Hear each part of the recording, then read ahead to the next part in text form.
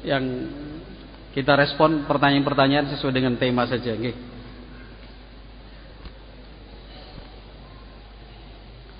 Ini sebenarnya pemerintah kita membolehkan demo. Bagaimana ini boleh nggak? Nggak boleh. Karena hukumnya nggak boleh. Meskipun diperbolehkan, tetap nggak boleh. Tidak merubah hukum. Kalau kita bicara dari hati ke hati, sebenarnya pemerintah kita juga nggak mau ada aksi demonstrasi dan unjuk rasa itu. Tapi karena ya sudah, alamnya katanya demokrasi seperti ini. Kalau mau dilarang ya nggak mungkin, ya boleh asalkan syaratnya ini dan itu. Tetapi bukan berarti kemudian boleh melakukan demonstrasi hanya dikarenakan alasannya di negara kita secara hukum diperbolehkan. Enggak, tetap hukum syar'i tidak berubah. Dilarang, meskipun diperbolehkan. Nah, itu jelas tadi kita sudah singgung di depan. Bukankah penyebab awal kaum Khawarij ialah menentang terhadap waliul amr dalam kisah Dzul Khuwaisirah? Benar. Tapi ujung-ujungnya dunia. Ujung-ujungnya jabatan dan harta. Kaum Khawarij, teroris, ISIS, Al-Qaeda, Jamaah Islamiyah, Jamaah Ansarut Tauhid, Daulah Ansariyah, Khilafah Islam, dan sekian banyak kelompok-kelompok itu, yang mendasari itu adalah kepentingan duniawi.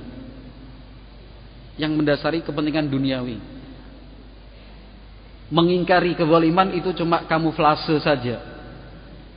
Melawan kezaliman itu cuma covernya aja. Tapi intinya adalah kepentingan duniawi. Sebab dan muncul pertama kali kelompok teroris itu kan dari Dzul Khuwaisirah, yang tidak terima dengan keputusan Nabi Muhammad SAW yang membagi-bagikan harta. Saat itu sahabat Ali bin Abi Thalib radhiyallahu ta'ala anhu diutus oleh Nabi SAW ke negeri Yaman untuk mengajarkan Islam tentang salat, puasa, zakat dan seterusnya. Setelah bertugas beberapa waktu di negeri Yaman, sahabat Ali bin Abi Thalib mengirimkan sejumlah emas, zakat, jizyah dan lainnya kepada Nabi SAW. Maka Nabi Muhammad membagi-bagikan emas itu, batangan dan yang lain, keping-kepingan emas itu dibagi-bagikan. Tapi Dzul Khuwaisirah tidak dapat bagian.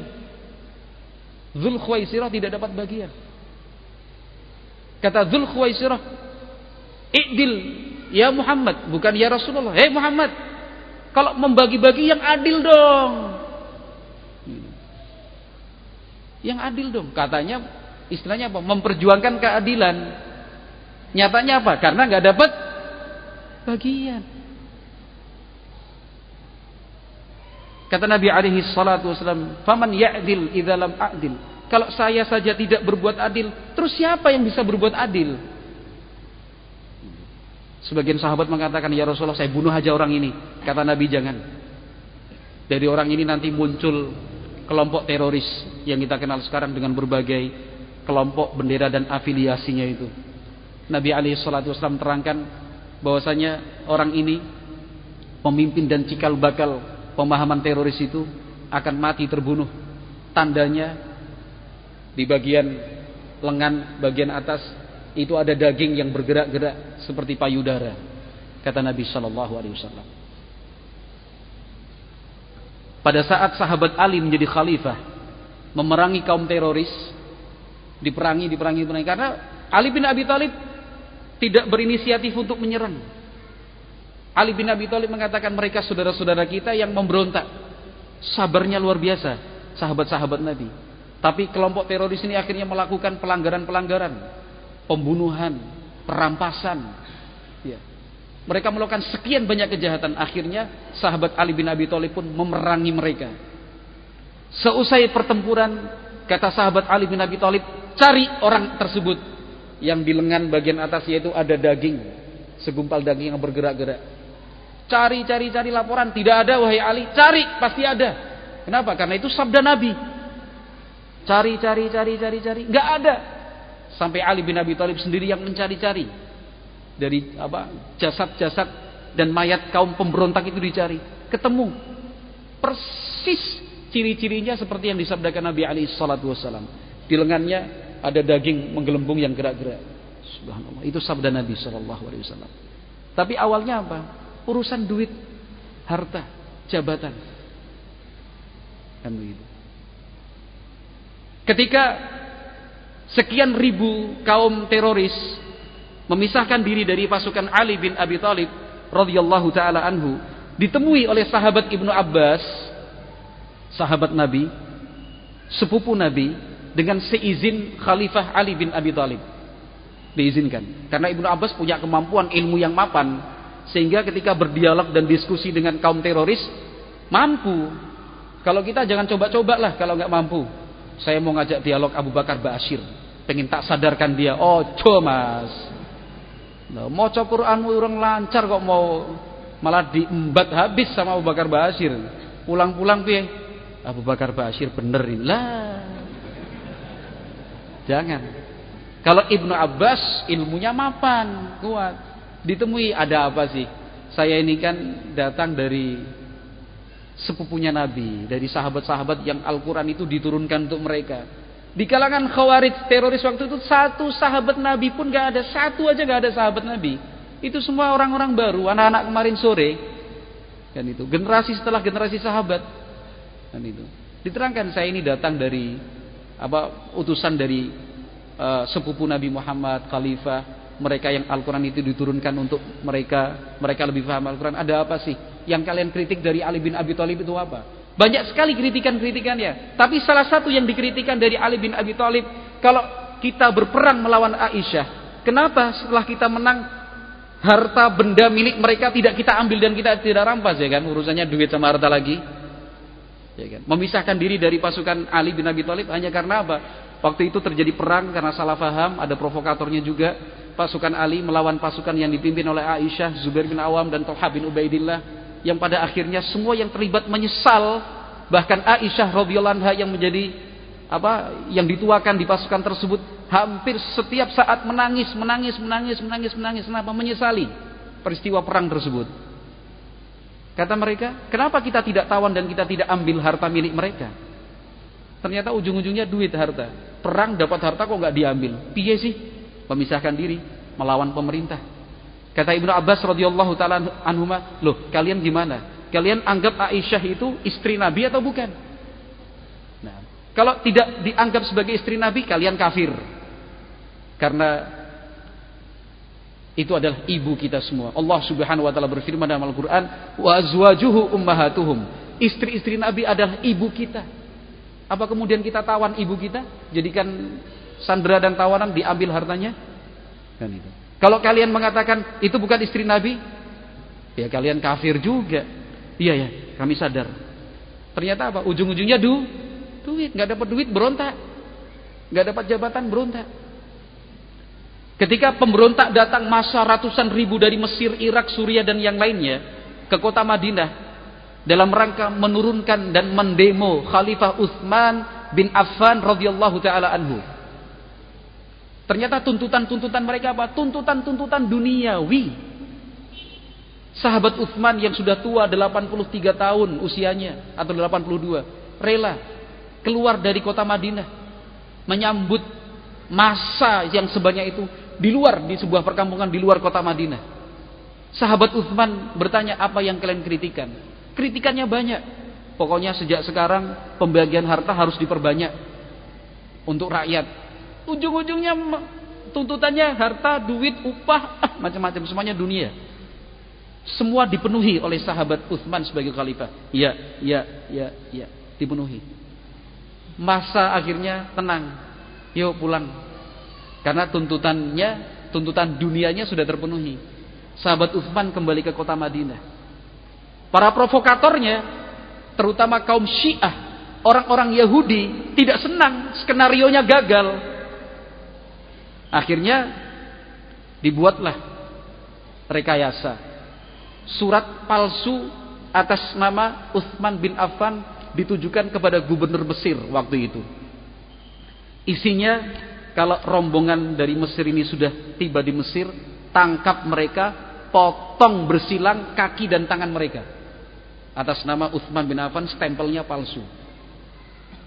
Surat itu dibuat, dibawa oleh seorang penunggang unta atau kuda unta, seingat saya.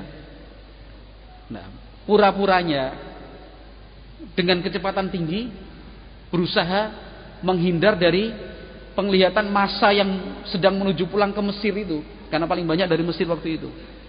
Dibuat mencurigakan, begitu ya? Dibuat mencurigakan, wah gitu. Lah, rombongan kan curiga, loh, orang itu kok aneh. Tangkap, kejar, tangkap. Ditangkap, dikejar, geledah. Surat palsunya dibaca.